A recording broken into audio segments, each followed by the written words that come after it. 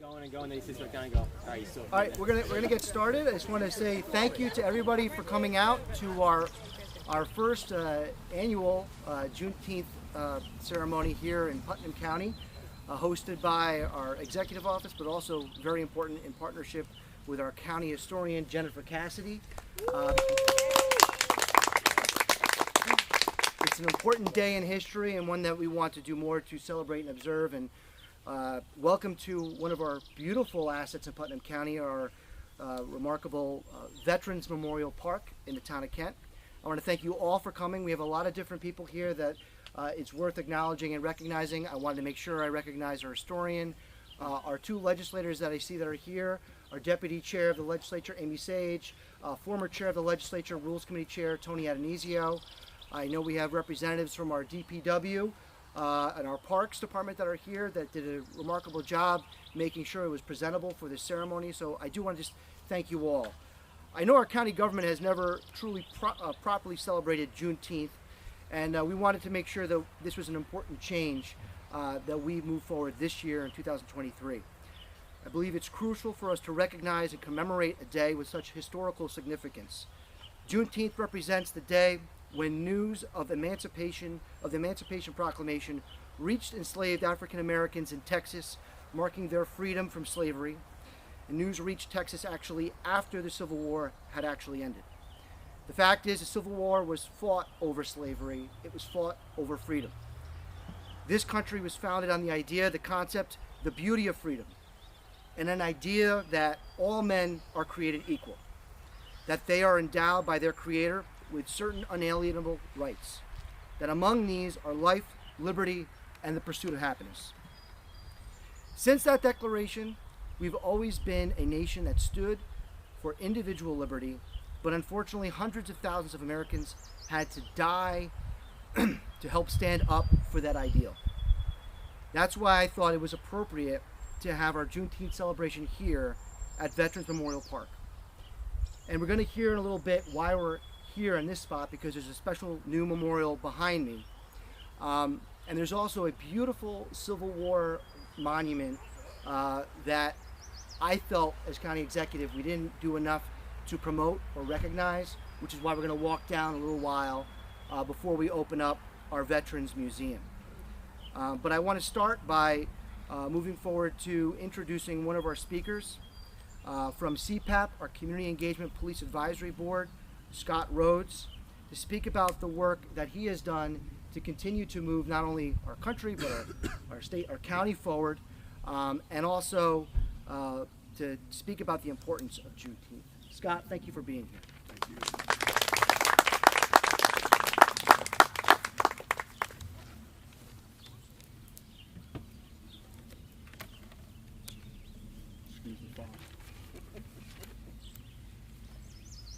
Good afternoon, all. Good afternoon.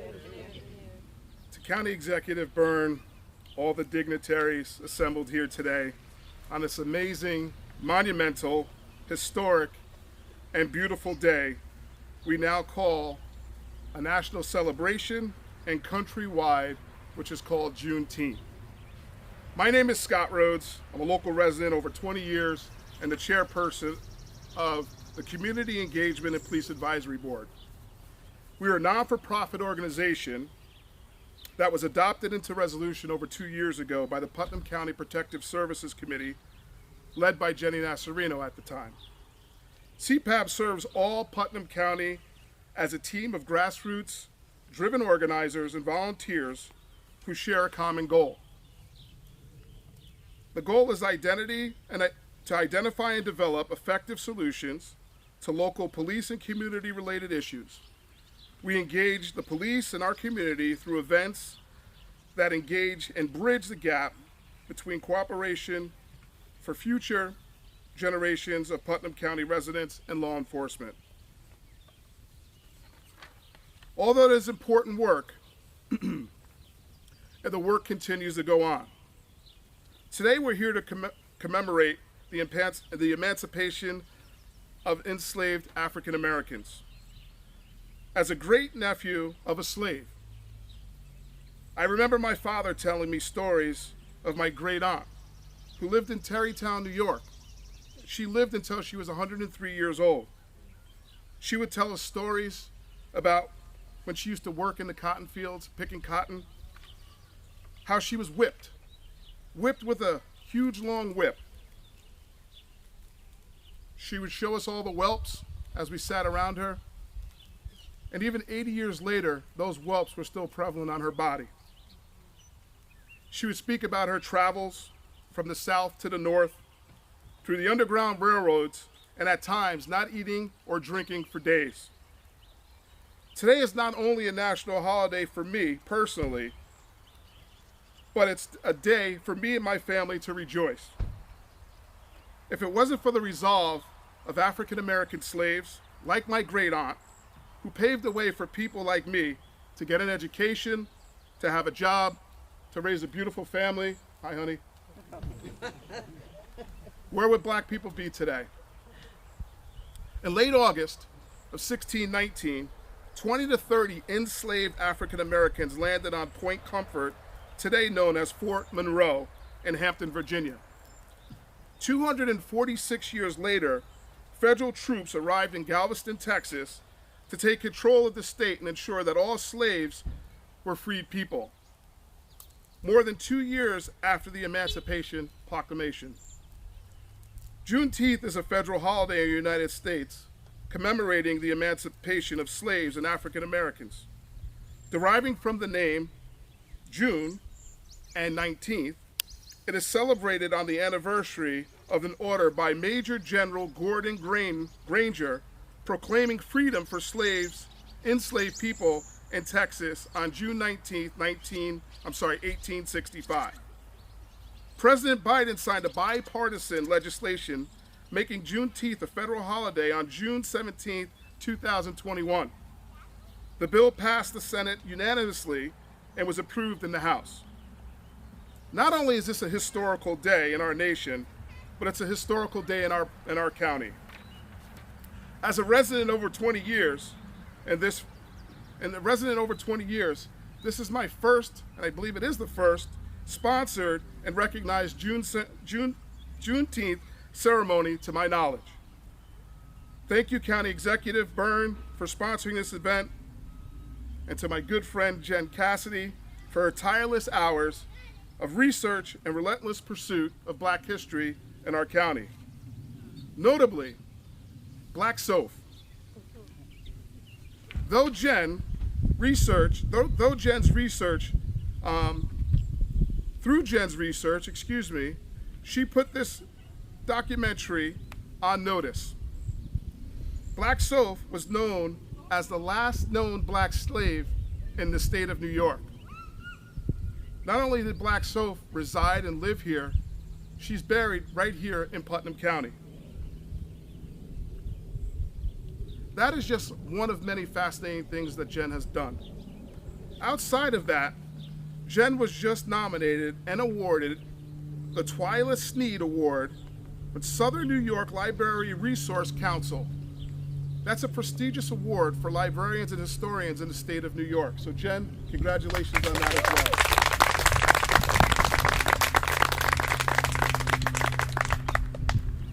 Again, if you have not read the story on Black Soph, I really encourage you to go out and read it. This is just one of many fascinating things and findings that Jen has done and have come out of her office. Jen has engaged high school students to aid her in her quest to uncover Black history in our county, and those students have gained not only state and county recognition, but national recognition. Although Jen is amazing, this is not to put Jen on a pedestal. It is to show how important history is in our nation and in our county. We can't turn back the hands of time, but what we can do is learn from our past to better our future. This is a monumental day in Black history, but more importantly, this is a great day in American history. Yes. Black history is American history. Yes. Thank you.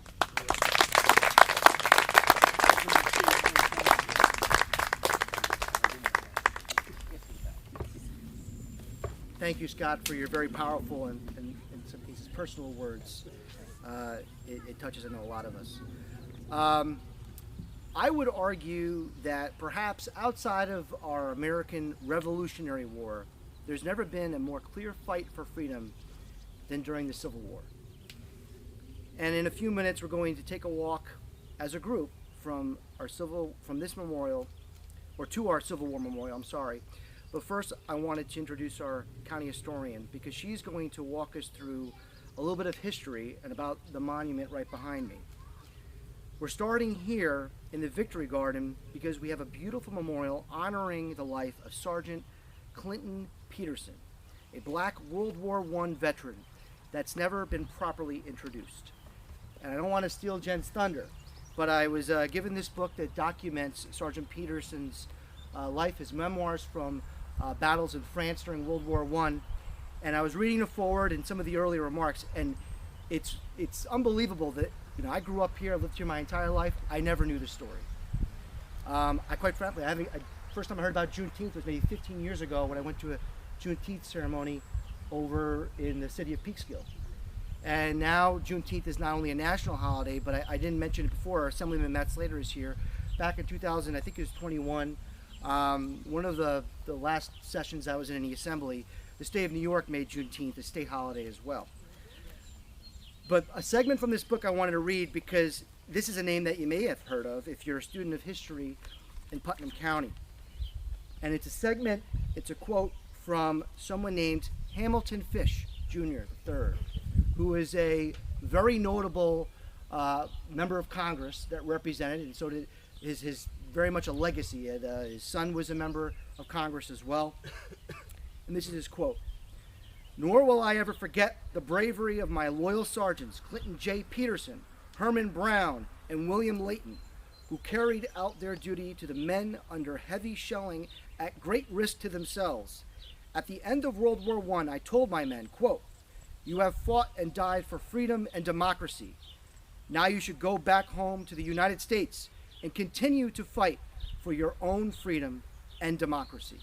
That's Hamilton Fish, who served as a captain over the regiment where Sergeant Peterson served in World War I. With that, I want to introduce our county historian so she could shed more light on this very powerful and important piece of history, Jen Cassidy. Hi everyone, thank you for coming out today. It is just an honor and a privilege to be here talking about this. Thank you, County Executive Byrne, to the Putnam County Legislature, to Scott and the members of CPAB. Absolute thanks for sharing that very special story with us. Thank you. Joint Veterans Council, who sponsors the Parks and Recreations, and to all of our partners in history. You all play a very important role in this event today. So on this day, June 19th, 2023, it is an honor to recognize this holiday, the anniversary of 158 years ago, as Kevin mentioned, 2 months after the end of the Civil War, I'm sorry, I'm losing track, because you guys covered all my material already. So I'm probably going to jump around a little bit. You're too good. You educated us too well. Okay. So we're going to continue on, and I just want everyone to note that there may be some terms and language in this that you find disagreeable. That is not, it's used for context and historical accuracy. It is never intended for harm or disrespect. So additionally, if anyone has questions, let's save them for the end. I'll hang around, happy to address any topics that you may have. So we did a little bit of a quick timeline, right? So let's go back in time. 1790, Putnam County, which was then Dutchess County, had free black residents, and they were enumerated in the Hudson Valley. This is about the time that we're about to split off from Dutchess. But it also had a count of slaves. And by 1808, we marked the end of the slave trade in the United States. By 1827, New York State abolished slavery. 1862 was Lincoln's Emancipation Proclamation, making all Southern slaves free on January 1st, 1863. By the spring of 1865, Robert E. Lee surrendered to Grant, marking the end of the Civil War. So Juneteenth, or Emancipation Day, or Freedom Day, it's known by a number of things, in this region has been celebrated differently over the years. To date, in Putnam County, we have no primary sources available that show in terms of like a printed invitation or a broadside promoting a celebration. But what we have been able to find is that typically celebrations were around Abraham Lincoln's birthday. And those were on community basis. And some of the earliest celebrations were cakewalk dances being held in Old Town Hall in the village of Brewster, home to today's Southeast Museum. At the end of our walk, you'll see a poster exhibit that was done by Nina DeFazio, a Brewster High School student of mixed race, who worked on it as an independent study project with our office. It is not to be missed. It's very, very cool history taking place right here in Putnam County. So back to the timeline. As Kevin mentioned, we fast forward to 2004, when then Governor Pataki signed into legislation making Juneteenth a holiday. 2021, federal holiday, and now it takes its place of importance in American history, as Scott said, in honor of today, the first officially recognized Juneteenth celebration in Putnam County. We're going to... So today I'm here to bring a few Black experiences to light as they relate to our local history. So the mission of my office is to collect, preserve, interpret, and educate. And over the past few years, we've been doing just that with a special focus. While other people shy away from addressing Black and Indigenous people, it is those people who add to the diversity of our county. My colleagues and I have embraced it, and we have built a collection to date that makes Black history in this county worthy of note. 1, we've promoted installation of the first historic markers and memorials. 2, we participated in the first events sharing collections of Black history thanks to CPAP. They invited us during the pandemic, and we did it. And then 3, you're part of history now. We are all here today, again, being another first. So thank you for joining us. So we gather at this park as it's a perfect place to start our walk and talk, as it's dedicated to, and I'm sorry, losing track again. One of the earliest Black history stories I learned while working at the historian's office, a former colleague, Christina Mucciolo, was transcribing Sergeant Clinton J. Peterson's serialized account of his year in France during World War I. He served with the 369th Infantry, and it was published in the Putnam County Courier. Peterson was born in 1891 right here in Kent Cliffs, so he's a Putnam boy from day one. He was mixed race and attended local schools. When he was older, he took on odd jobs, and by the age of 25, he found himself enlisting in World War I. Because of his race, he was placed with the 15th Infantry, New York National Guard. This group later transformed into the 369th Infantry, better known as the Harlem Hellfighters. During the war, Peterson kept a diary that detailed his 191 days in the trenches. There's also correspondence records of him up at the New York State Archives, and this shows that it was his goal to publish a book. Unfortunately, that never came to fruition, but luckily, we have the archives of the Courier. They're made available digitally through Mayapack Library, and it's on HRVH Historical Newspaper, so anyone can go in and read his serialized account of serving in World War I. So because of their race, the Harlem Hellfighters were given over to the French. In his diary, Peterson explains how the Germans were curious, yet in fear, of the Black soldiers who fought alongside the French. They couldn't understand it. Here were fearless Black men in French uniforms, speaking English. Where did they come from? So the Hellfighters served 191 days, longer than many, if not most, of the American forces in World War I. And this, I had to tag this because there's some statistics that just had to be read correctly. Peterson was involved in the German raid of June 12, 1918, the German offensive, July 14 through 20, the French offensive, September 26 through October 8th. He was awarded the Croix de Guerre for attending to the wounded and reorganized his men who were under heavy machine gun fire, September 26, 1918. This is the last drive of World War I. He was in the thick of it, and he's a Putnam County guy. So after the war, Peterson remained serving locally with the 369th, and he rose in rank. Eventually, he made Major by 1937. This is a huge deal for a man of color at that time. Peterson married twice, but had no children. and he was a clerk on the railroad and dedicated a great amount of time to the Second Kent Baptist Church here in Putnam County. And he was also very active with the Boy Scouts over in Peekskill.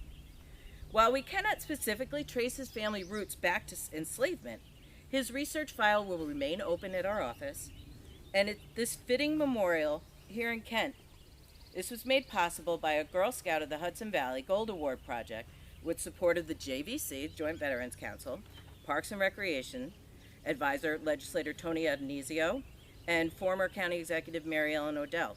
It should be noted, this is one of the first Black History memorials in Putnam County. We're standing on the property that was the county farm, the almshouse, the poorhouse. Guess who lived here as a child? Wow. Clinton Peterson lived at the county farm with his mother, who worked to care for the family. It is so amazing that this land now is our Veterans Memorial Park. No better home for him than this spot of pride.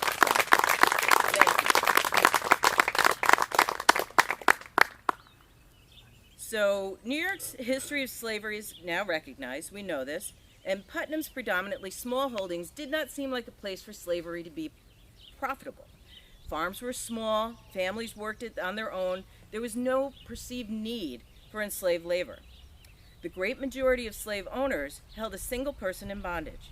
In the 1790 census that I referred to earlier, of 53 slaveholding households, 34 had a single enslaved servant, 9 had just 2, and 10 held 3 or more. In the 1800 census, of 41 families who held enslaved workers, 28 had 1, 8 had 2, and 5 held 3 or 4. Unlike slavery in the South, enslaved laborers ordinarily lived with the families for whom they worked, and their challenges were different. But they were isolated from one another, and only rarely had family life of their own. In terms of census records, rarely were they listed by name, and that is, with one exception. In 1855, 28 years after slavery was abolished, there was a solitary enslaved person living in New York State. The introduction to the census for that year placed one aged slave in Putnam County. Going back to our timeline, 1814, just 2 years after Putnam separated from Dutchess, only 0.5% of the population was enslaved, compared to 2.3 in Dutchess. The total number dropped off quickly after emancipation in 1827. The 1830 census of Putnam counted 4 remaining, and by 1840, just 1. This had to be the one aged slave referred to in the 1855 state census. But who was this person, and why would slavery have persisted so long after abolition? Using our library and archival sources, we were able to get some questions, only to stumble on more. Unfortunately, the 1855 census schedule has disappeared, and we only have the summary. So, in the 1850 federal population schedule, where individuals were first listed by name, it did not include a category for enslaved persons. In addition, census records often had made errors, right? Did you get the age right? Did you get the address right? There's human error in everything. So, however, we were able to determine that the only enslaved person in the county was a woman between the ages of 55 and 100. Then we came across Philip Smith's 1877 Dutchess County history relating to the town of Patterson. And I quote, "A colored woman known as Black Soph died in this town in the autumn of 1876 at a very advanced age. Neither she nor any other person knew her exact age, but the supposition is that it approximated 100 years. She was formerly a slave of the Cornwall family and died on the farm on which she had worked as a slave. She was probably the last person living within the counties of Dutchess and Putnam who was held as a slave within their limits. During the last few years of her life, she was too feeble to work." So now, I could analyze the whole census interpretation, but we were able to track her. And her name changed. So she, at one point, was recorded in the census records as Sophia Cornwall, and later on, Sophia Provost. same Sophie. And where the name Provost comes from is a mystery. So, but she's clearly the same person. But if she's Black Soph, who died at the very advanced age in 1876, where's the other evidence? And how can we account for changes in her age which took place, that human error I spoke about in the censuses? So, Emma Cornwall died in June 1876. And her probate records, thanks to the county clerk, we have them in the archives, they yielded no further will. However, when her probate file was recorded, her nephew James Cornwall administered her estate and paid out funds for the care of Sophie, the old colored servant. This entailed her expenses while she lived, as well as burial expenses when she died a number of months later. It seems evident that despite the census records, she is Black Soph, referred to in 1877 by Philip Smith as having died at a very advanced age. She is buried up in Patterson, and what's interesting is she's buried with the Cornwall families and with another servant in their family whose name was Nancy, and the headstone is the same. It's a powerful visit if you ever get up to the Maple Avenue Cemetery, because the headstones are buried. The headstones are in a row of Cornwall, Sophia Provost, all the same make, same design, in life, in death, and on the tombstone it reads, "To our faithful servant." So why would she have been considered still enslaved by this time?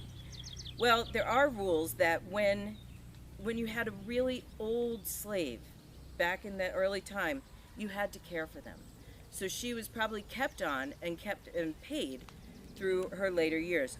But I think the best part of it all is she outlived all the Cornwalls. So the victory was hers. And another interesting thing that comes up about Soph is her personal appearance. When I talked about Philip Smith before, he continued, quote, "Her personal appearance is spoken of as being somewhat unusual.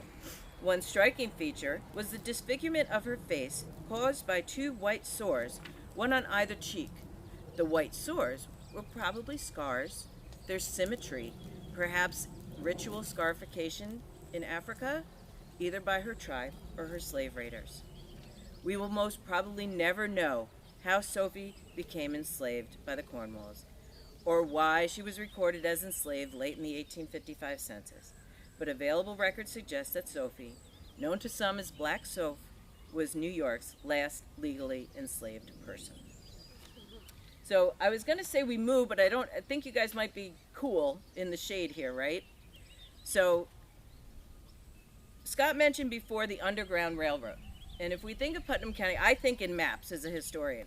If you think of the height of Putnam County, it's about 12 miles tall, right? Coming from Westchester, heading into Dutchess. So the Underground Railroad undoubtedly would have come through here, but would they have stopped? Because thinking about North Salem, just to our south, right, in Westchester, where the Quakers were, they had their meeting house there, and then you keep going straight up those 12 miles, you're in Pauling, where the next Friends meeting house is. So we rely on family stories, things like that. We get inquiry at least once a year asking if people's houses were part of the Underground Railroad. I'm not going to say it isn't. I would like to think we did play an important part of it. But we just don't have the primary sources. So moving on, in 1858, Frederick Douglass, an escaped slave, abolitionist, author, publisher, orator, so well known, he was around the Hudson Valley to address emancipation. Remember, 1858. And the Putnam County Courier newspaper covered his appearance at College Grove up in Poughkeepsie in Dutchess County, a reasonable ride from our area. Editors referred to the appearance of Fred Douglass, sometimes you find him as Freddie too, that tells you the tone of the newspaper reporting, as remarkable in his address of the woolly heads and the young colored sparks and damsels as plentiful as blackberries. So obviously, in that moment, the Hudson Valley was brimming with interest and emancipation was imminent. Years later, following Lincoln's proclamation, Douglass called out the need for men for the 54th Regiment of Massachusetts, the Volunteer Infantry, slated to be the first regiment of black Northerners to join the Civil War. His article, Why Should a Colored Man Enlist?, appeared in the April 1863 issue of Douglas Monthly. And I'm going to jump ahead just a little bit, but in one of his quotes is very powerful. When time's ample curtain shall fall upon our national tragedy, and history shall record the names of heroes and martyrs who bravely answered the call of patriotism and liberty, let it not be said that in the long list of glory, composed of men of all nations, there appears the name of no colored man. And Putnam County is home to one of those brave men.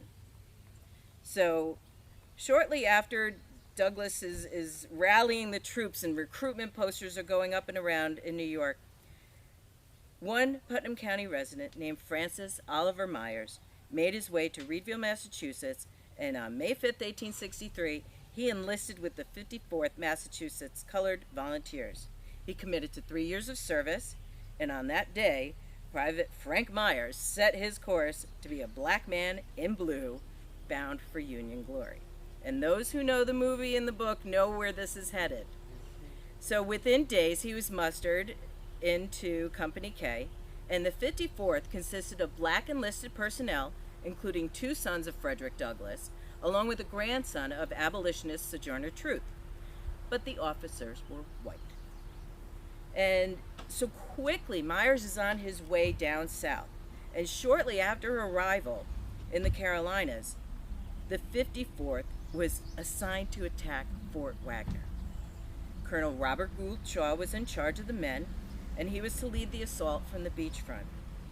And according to the unit's history, they were immediately put under attack. Colonel Shaw led, gaining the rampart as he stood there for a moment with an uplifted sword, shouting, "Forward 54th." He then fell dead, shot through the heart. Who was right next to him? Private Frank Myers. So one survivor's recollections were recorded, and they were published in for a Port Royal correspondent of the New York Post. Frank Myers, and I quote, Frank Myers, whose arm was badly shattered by a shell, said, "Oh, I thank God so much for the privilege. I went in to live or die as he pleased." He had stood right under the uplifted sword of the brave Colonel Shaw on the very top of the parapet as he cried, "Forward 54th." After Gould fell, Myers fell himself. He laid the night on the beach with wounds to his head and back as well, and then he was carried out back to the hospitals. And as if discussing Myers, the July 25th, 1863 issue of the Free South reported, "As we looked upon some youthful form, lying upon a stretcher, with a cloth covering a torn and shattered limb, and watched the struggle to bear up with fortitude and patience, we bowed in spirit to a hero, as great as any whose fame has employed the pen of a historian and the muse of a poet." Myers remained in the hospital down in the Carolinas. Who was there, tending to the sick and wounded? Harriet Tubman, right? I can't say that the two crossed paths, but to be the time and place of such a pivotal moment in history. And this takes a little bit of a turn. Frank survives, but then newspapers are publishing a song. It's called the Negro Volunteer Song. And it reflects a lot of the words that Frederick Douglass and the regiment recruiting posters that went up for black men to rally around the flag of freedom. Later that month, it was republished under the title, "The Colored Volunteer." This was a poem attributed to Frank Myers, who was led by the gallant Colonel Shaw at the charge of Fort Wagner. He's a soldier and a poet, and this was brought to light in the 2019 book by Eliza Richards in her publication, Battle Lines, Poetry and the Mass Media in the U.S. Civil War. And I'd like to invite a special guest. If Linda could join me, please. She's going to read some of the lyrics and stanzas of this anthem that was a poem and became a song.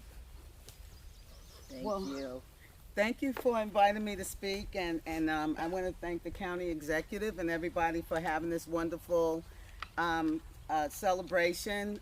It's a miracle that we have 2 Juneteenth celebrations in the same day in Putnam County. It's just a miracle. I'm just so pleased about it. But, you know, speaking of Harriet, this is Emancipation Proclamation that we had in our family forever. Wow.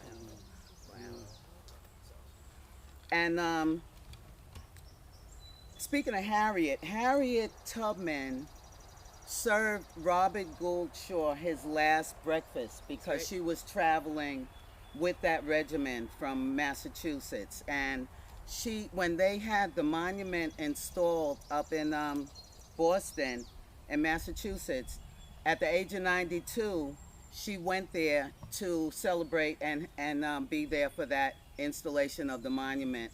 And it has Robert Gould Shaw on his horse leading the charge, and his black regiment behind him walking to Fort Wagner, where they walked in dignity and purpose. I just get so emotional when I think about it. The cost of freedom, it's not free, right? It's just not free. And I also wanted to say, I want to give a quote that W.E.B. Du Bois gave, and his quote from 1905, he said, "If the United States doesn't destroy ignorance, ignorance will destroy the United States." And he said that in 1905. So we have a lot of work to do, and we just have to continue on and know that no matter our differences, we have to stay united. And we could get through anything together, right? So I'm going to read, but you wanted me to read. We're going to read this, and then we're going to head over to the Civil War Monument with closing remarks. Okay. All right. Fremont told us when this war first begun how to save the Union and the way it should be done. When Kentucky swore so hard, old Abe had his fears, but soon they were dispelled by the colored volunteers. We passed our brethren in their chains, nor sought to set them free, but now we fight to save them, and our flag of liberty. We'll fight them, though the earth be strewn with brothers slain. We'll fight them, and ne'er falter till liberty we gain. Oh, give us a flag which through the march of time shall wave in glorious triumph o'er all this southern clime.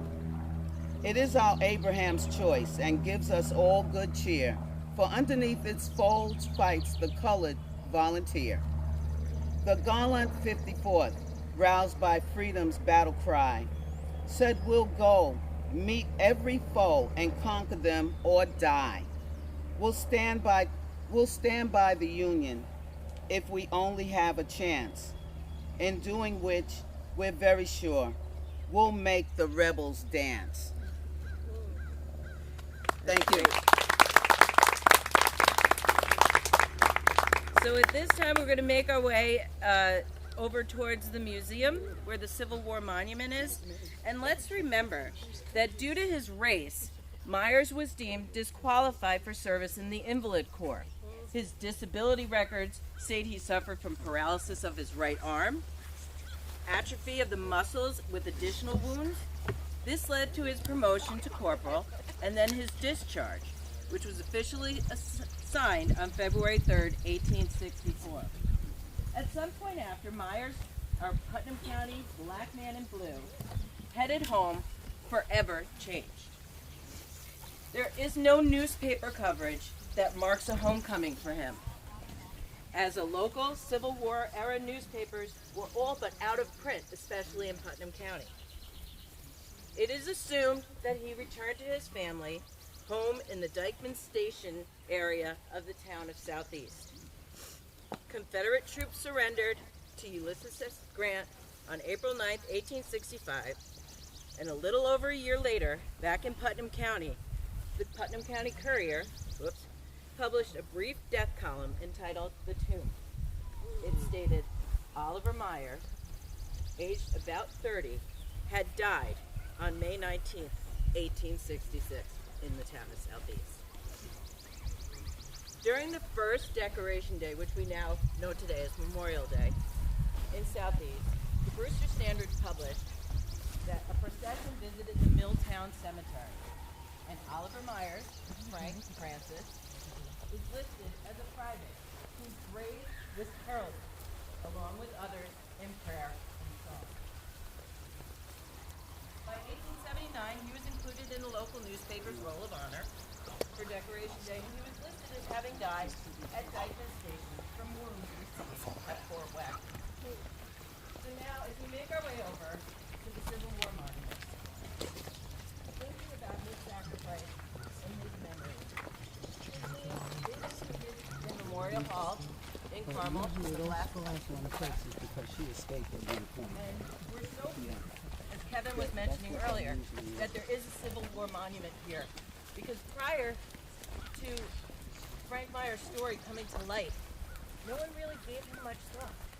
This is a compelling, amazing story. And the twist of it is, when the regiment's history was written, years later, about 30 years later, let's say, he was attributed to being from Paterson, New Jersey. So, that's right. So, efforts are underway, thank God, to get him attributed. So, born in Paterson, died in Southeast. He is Putnam's own, right? And today, we've shared a few stories of very important military experiences. And anyone who's familiar with the movie Glory, that's where he was started. So we have a lot of gratitude for him.